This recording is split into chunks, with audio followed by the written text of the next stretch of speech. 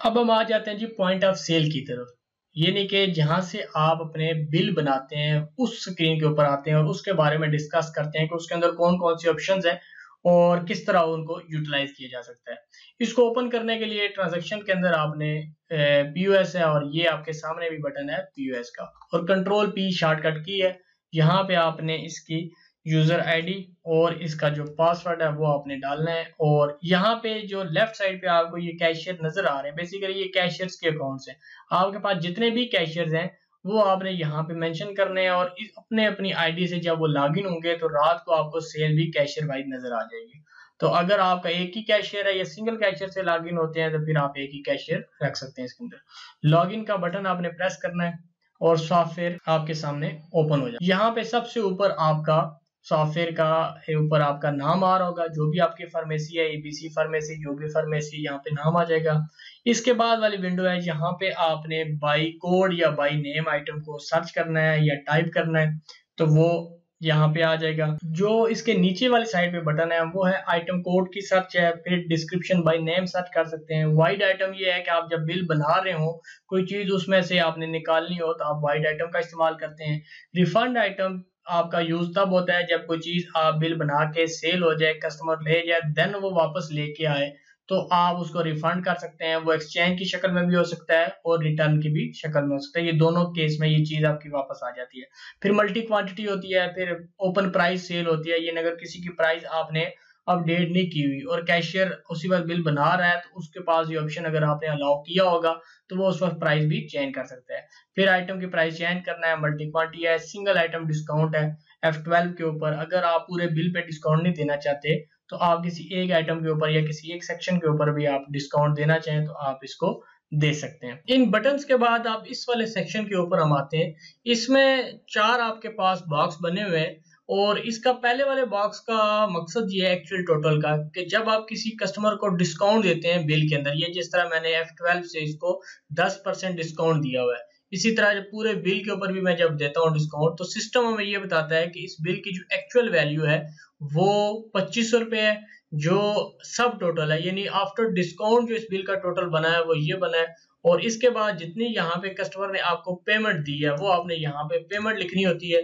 जो भी कस्टमर ने आपको पेमेंट दी है वो आप पेमेंट लिख के जब आप एंटर की प्रेस करेंगे, जब आप एंटर की प्रेस करते हैं यहाँ पे पेमेंट लिखने के बाद, तो सिस्टम अगले वाले खाने के अंदर आपको ये बता देता है चेन के अंदर इस कस्टमर को आपने वापस कितनी अमाउंट करनी है। तो ये 4 खानों का ये मकसद था। इसके बाद हम आ जाते हैं ये जो राइट साइड के ऊपर हमारे पास छोटे छोटे बटन बने हुए हैं, इनके ऊपर हम आते हैं कि इनका क्या मकसद है। इन बटन के अंदर ये होता है कि एक तो नंबर 1 ये आपको बिल कैंसिल नजर आ रहा है।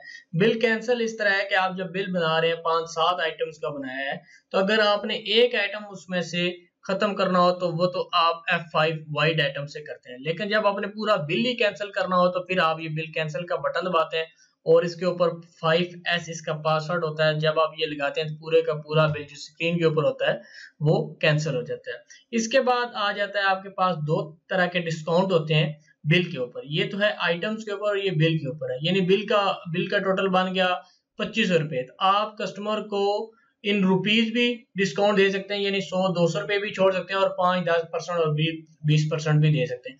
परसेंटेज के लिए ये वाला बटन आपने यूज करना है और रुपीज डिस्काउंट के लिए आपने ये वाला बटन यूज करना है।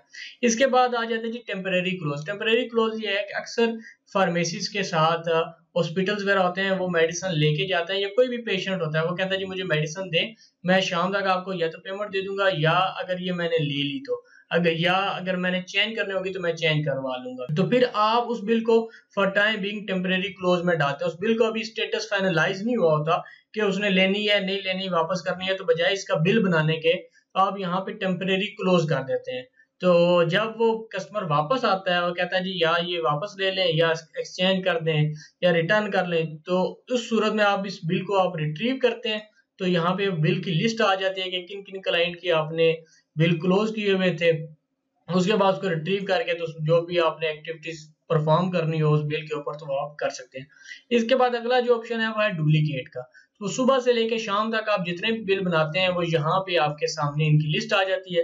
किसी भी कस्टमर की अगर ये रिक्वायरमेंट हो कि मुझे आप डुप्लीकेट एक कॉपी दे दें, या मेरा जो बिल था वो मेरे से ज़ाया हो गया था, आप दोबारा एक कॉपी दे दें, आप किसी भी बिल पे यहाँ पे क्लिक करके तो प्रिंट करके उसको एक डुप्लीकेट कॉपी दे सकते हैं। लेकिन इसके ऊपर डुप्लीकेट मोटा लिखा होता है ताकि ये मिसयूज ना हो।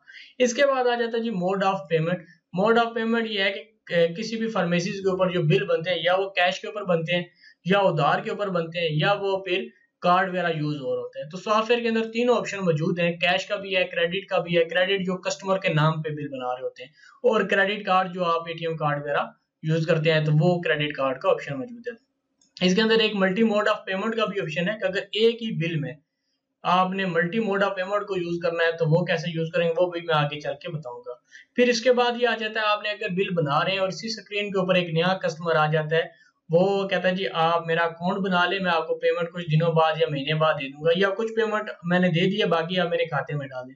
तो आप इसी स्क्रीन के ऊपर रहते हुए कस्टमर को यहाँ से कस्टमर ऐड कर सकते हैं, और जो भी फिर आपका कस्टमर होगा उसकी प्रोफाइल आपने यहाँ पे डालनी होगी। और इसी स्क्रीन के ऊपर अगर कोई कस्टमर आता है वो कहता है जी मेरा पिछला बैलेंस कितना था, उसके हिसाब से मैंने आपको पेमेंट करनी है, तो आप यहाँ पे कस्टमर रिपोर्ट्स पे क्लिक करेंगे तो ये आपके सामने स्क्रीन आ गई। इसमें किसी भी कस्टमर को आप सिलेक्ट करके डेट के अंदर या उसका पूरा बैलेंस देखना है तो यहाँ से आप उसको शो करेंगे, उसकी सारी डिटेल आ जाएगी।